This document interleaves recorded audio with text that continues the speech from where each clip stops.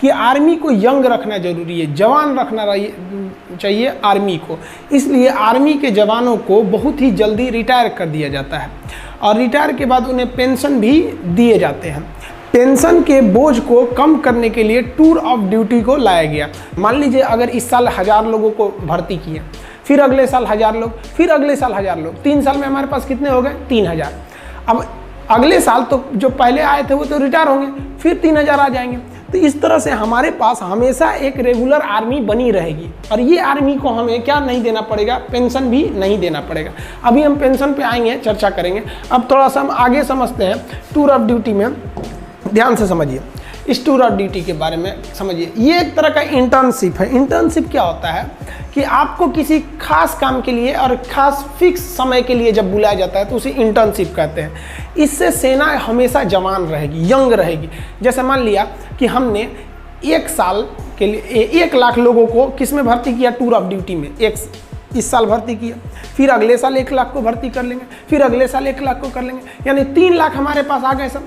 फिर अगले साल इधर 1 लाख को रिटायर करेंगे तो फिर 1 लाख को भर्ती भी तो कर लेंगे। और जिसको हम रिटायर किए उसको तो पेंशन देना नहीं है कि भैया हम 3 साल ड्यूटी कराए हैं। अब ध्यान से समझिएगा जी, ऐसे करके हमारे पास 3 लाख का स्टॉक बचा और ये 3 लाख की जो आर्मी है एकदम यंग है। 18 साल के लड़कों को भर्ती करेंगे, 18, 19, 20, 21। तो ये 3 साल का, 18 से 21 साल का, 18 से 21 साल के लड़कों को शादियों भी यहाँ नहीं हुआ रहता है, एकदम यंग गर्म खून रहता है। अब बॉर्डर के फ्रंट लाइन पे खड़ा करेंगे ना, देशभक्ति राष्ट्रवाद तो कूट कूट के भरा है, समझ में आया? अब जैसे कोई परिवार वाला आदमी है, सेना हमारी हर उम्र के जवान बहादुरी से लड़ते हैं, लेकिन जो 40-50 साल एज हो गया उन पर जिम्मेदारियां हैं, उनके बाल बच्चे हैं, वो भी इंसान हैं, वो भी हमारे लिए लड़ते हैं।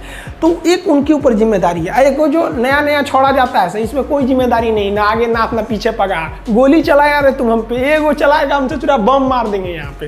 तो ये आर्मी को यंग रख सकते हैं। इससे आर्मी को डबल फायदा कि आर्मी हमेशा यंग रह गई और जो रिटायर हुए उन्हें सैलरी भी नहीं देना है और आर्मी कम भी तो नहीं होगी ना भैया। हर साल हम 1-1 को रखे रहेंगे, हमेशा हमारे पास 3 लाख की एक टूर ऑफ आर्मी की, टूर ऑफ ड्यूटी की फौज बड़ी रहेगी। तो एक आर्मी है, एक काफ़ी अच्छा बैलेंस बना के कर रही है। आखिर आर्मी को ऐसी ज़रूरत क्यों पड़ी? अब आप कहिएगा, यहाँ एक नेगेटिव पॉइंट ये आता है कि अगर हम 3 साल ड्यूटी करा के निकाल देते हैं तो जितने भी आएंगे हमारी सेना यंग तो रहेगी लेकिन एक्सपीरियंस नहीं हो पाएगा।